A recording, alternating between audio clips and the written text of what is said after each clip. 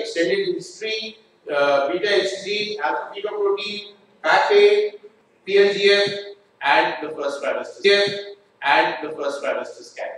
Your first trimester. So the happy words, be happy words, are put into a test or a screening modality or a screening protocol for chromosomal anomalies, PIUGR. Blood pressure, extended history, beta HCG, alpha fetoprotein, PAPA, PLGF, and your first trimester. By some other companies are also marketing it as a penta screen.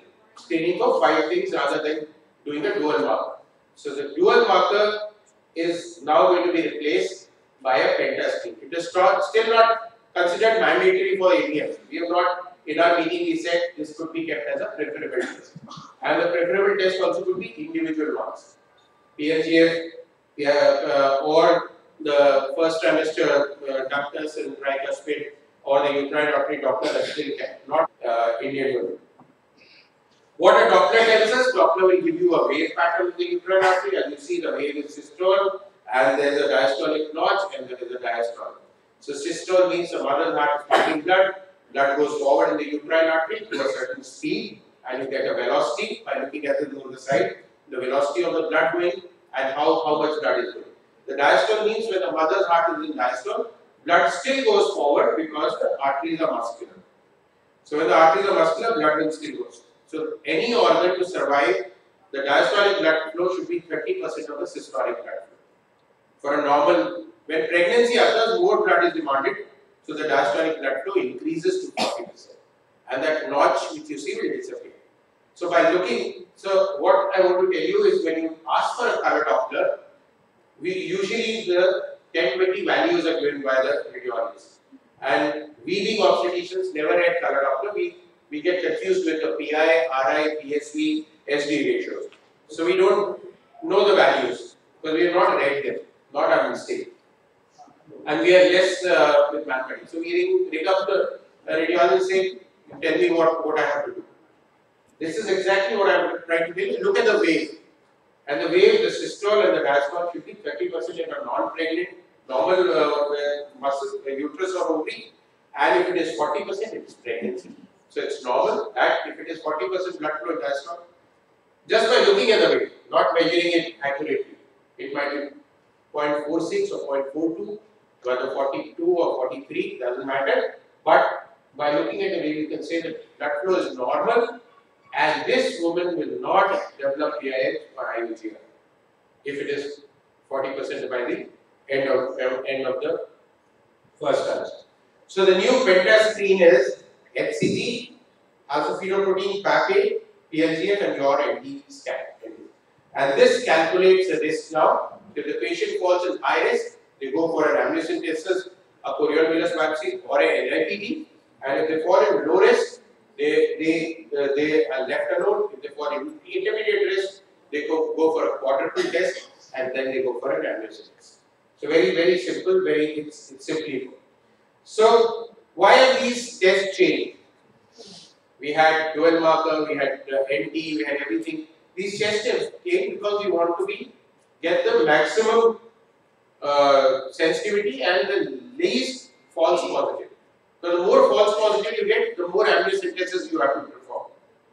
I remember when we, both of us went to Singapore for fetal medicine course way back in 90s or something. Every woman of 35 years old had to have an amniocentesis. So they were performing 100 amniocentesis. Age was the only screening test. So out of 100, only 2 were coming positive. So 98 amniocentesis were being performed unnecessarily, giving the risk. So now you have to have a screening test which will screen out your high risk, so your invasive test becomes lesser. So the game changer test which has come in our armamentarium is the NIPT, or a non-invasive prenatal diagnosis, or NIFT, or what we call. NIPT is done after 9 weeks. It has to have the blood from the mother is taken out, 15 ml, and the blood has to have 4% of fetal fraction. Because at implantation time, the RBCs leak into the maternal circulation and they are circulating in the maternal circulation. Now, in twins it is confusing, in vanishing twins it is more confusing, in missed abortions it is confusing. So these are the indications where it is not to be done. It will not give you a result, a satisfactory result in vanishing twin cells. If the NIPT shows that fetal fraction is subjected to a FISH, so FISH means that you do a 13, 18, 21 and X and Y, and if it is suspicious there, then you do a amniocentesis. But now they say because of the 99.9% sensitivity, you can rule out doing the amniocentesis. So now you've done a screening test. So most of us have advised, and when it comes positive, you don't know what to do. So if the dual marker comes positive at 12 weeks, then you don't know what to do. If the NT is more than 3 millimeters, you don't know what to do. And most of us have seen, or some of us, advise termination on NT. NT is 6, terminate for the pregnancy. Chromosomal anomaly, why should we go for other things? But that's not the right way of doing it. So you have a confirmatory test before this screening test is valid. Screening test means you have applied the test to hundreds and the risk is 1 in 100 or 1 in 200 or 1 in 300. So out of those 100 only 1 will be a problem. So they have to be subject to a confirmatory test. Confirmatory test is either corneal villus sampling or amniocentesis and doing a karyotype. If it is single gene defect, then we do a single gene test. So the invasive diagnostic tests are corneal villus sampling till 11 weeks, and after that 15 to 18 weeks we do an amniocentesis. 15 weeks is early. We don't do an amniocentesis in between 11 to 14 weeks because if you pull out more lighter fluid out of it, the baby is likely to have a limb defects or limb pattern defects. So CVS is very simple. You can do it abdominally or vaginally. You need to be trained a little bit, and then you identify that you've taken out the villi and subjected to a karyotype. A karyotype report will take 4 weeks. A FISH report will take 1 week. But with the NIPT coming in, probably CVS will go back. Amniocentesis is done in 15 to 18 weeks. The risk of miscarriage is very less. Even it's got a very small learning curve. So anyone who's good in ultrasound can learn amniocentesis, especially when you use, as I'm showing you here, with the biopsy guide on your probe. So it goes straight into where you want to. And this is our training program for amniocentesis which is going on. And you can see that we train people on how to do it. And once you train to take an amniotic fluid out, that's how it becomes very simple. So once you have identified a case, one index case is identified and the risk is estimated.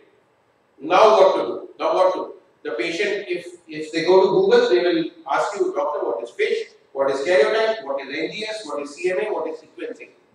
So these are the genetic tests which you have. FISH means fluorescent in situ hybridization.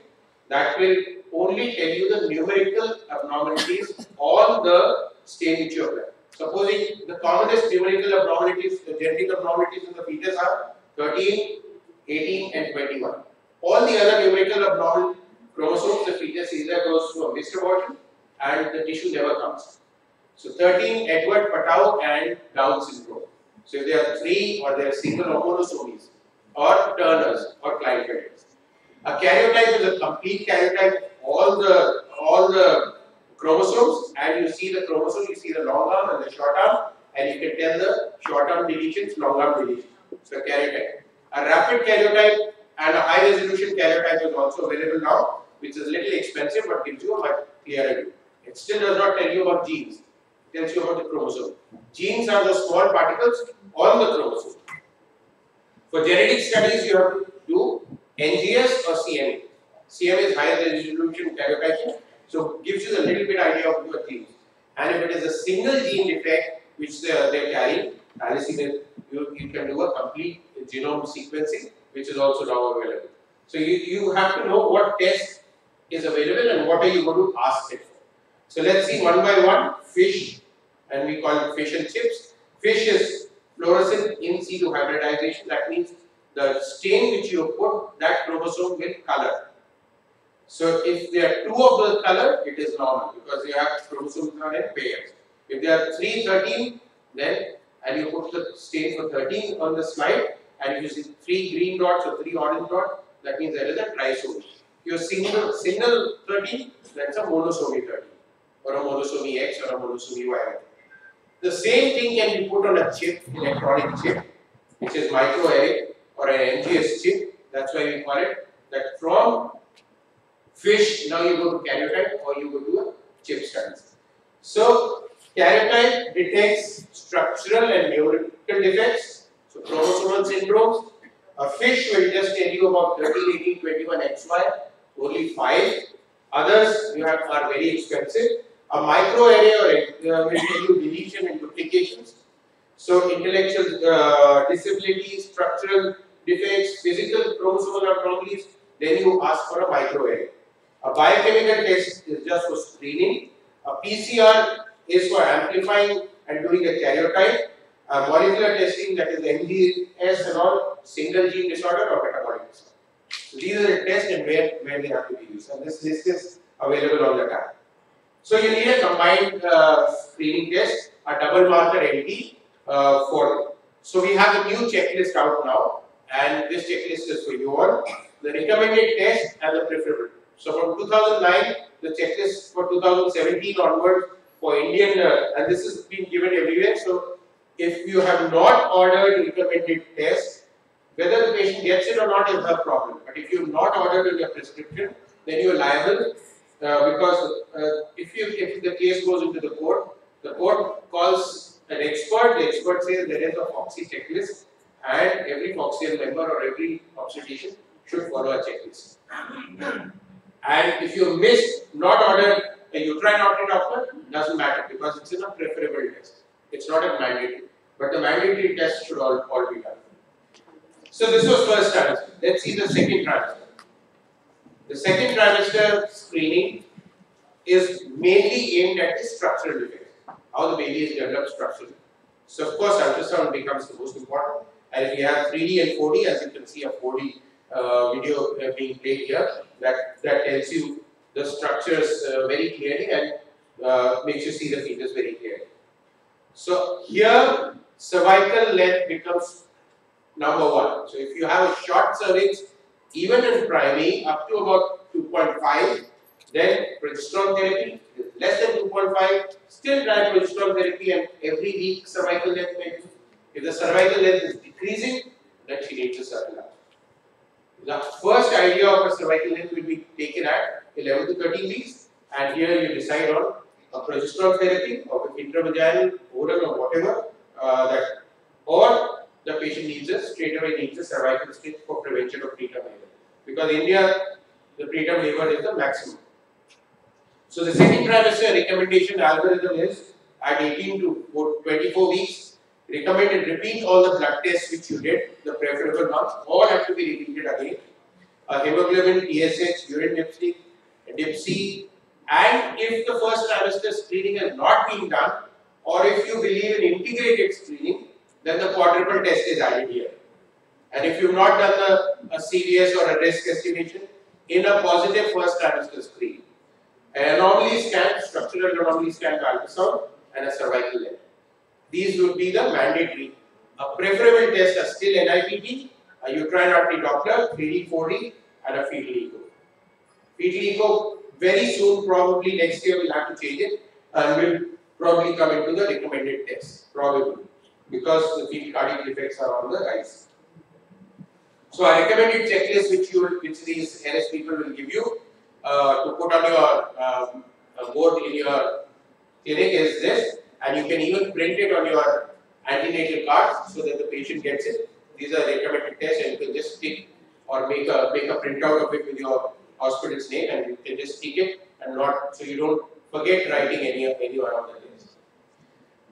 The sequential marker is for genetic anomalies is 15 to 18 weeks, and that was a quadruple marker, and the quadruple marker means you have added 11, triple marker is out. Please don't advise triple marker to anyone. And based on the quadruple marker, now the risk was 199, 100 to 999, and over 1000. Here the risk is 250. So when your report comes, it will say 1 in 250, or low risk means 250 and above. So low risk, leave them alone and continue the antenatal care after a good ultrasound. If they are high risk, then of course they need an amniocentesis or an NIPT or big NIPT. If they don't agree for an amniocentesis, which is an invasive test, you can offer an NIPT, which is 99.9. Amniocentesis is 100% confirmation. And in the amniocentesis, depending on the genetic disorder, you will ask for that test. You will ask, mainly we ask for karyotype, Fission karyotype. But if it is a single gene disorder, if you want worried, then you will ask for a complete NGS or gene sequencing or a microarray. Anomaly scan by 2D ultrasound or 3D doesn't matter. Here, the GDM screening is the DIPSI is 75 grams of anhydrous glucose, which comes as G75. Only that to be used, and 2 hours the blood sugar is taken. Any time of the day, even after meals. So it's not to be done fasting or anything. And the cutoff is 140, and it is repeated at 24 28 weeks, and then again repeated at 32 weeks. If it is more than 140, lifestyle and diet management is done, because nutrition therapy, and if that doesn't work, then the patient are put on metformin or Metrital or whatever you believe.